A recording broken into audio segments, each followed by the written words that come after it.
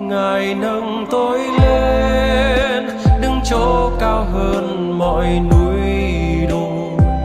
Ngài nhấc tôi lên bước giữa phong ba biển khơi.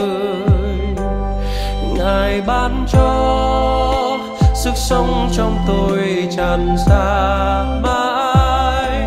Ngài đỡ tôi lên khiến bước chân tôi mạnh thêm.